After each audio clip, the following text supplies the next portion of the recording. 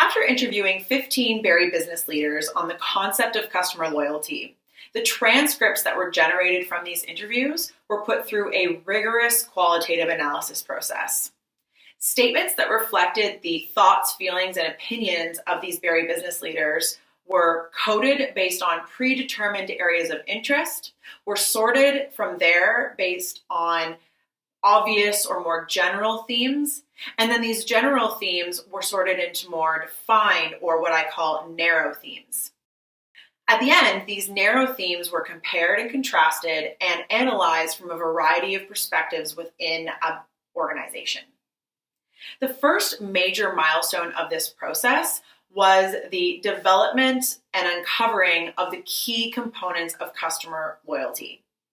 This process allowed these key components to be organized into a connected structure, which offers business decision makers more insight into customer loyalty than a simple list of unconnected themes.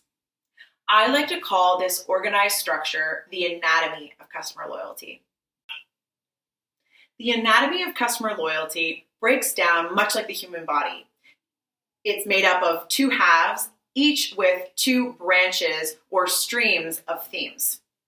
The first half of the anatomy of customer loyalty is delivering activities.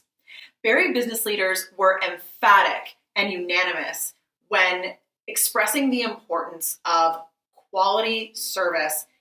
So when the data was looked at further for definitions or indications of what truly makes quality service, the first branch of themes that emerged was actual experience. The second was expected experience. This might seem like an intuitive finding. Most of us have heard a phrase somewhere along the lines of under promise, over deliver.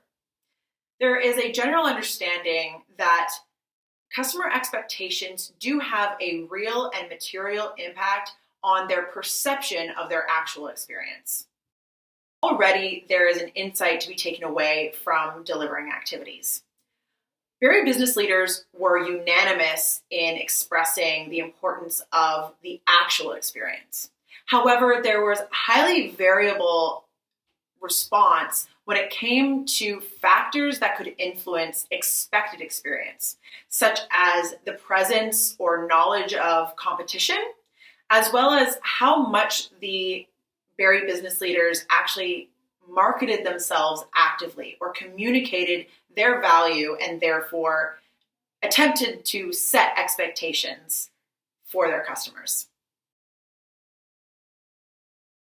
Expected experience was still revealed as an important theme because Barrie business leaders themselves offered anecdotes and reasons for why they, as customers, have increased or decreased customer loyalty to a business or brand. But when it came to actually generating customer loyalty for their own businesses, they spoke far less often about efforts related to influencing their customers' expectations. The other half of the anatomy of customer loyalty is nurturing activities. Business leaders stress the importance of following up, staying top of mind, and nurturing relationships with customers outside of standard service delivery. But Barrie business leaders also expressed challenges and barriers in executing these activities. They cited the limitations or constraints around time, money, and attention, and admitted to sometimes deprioritizing these activities in favor of addressing a more urgent issue. Interestingly, Barrie business leaders also cited more internal factors with why these types of activities aren't done as often as they should be.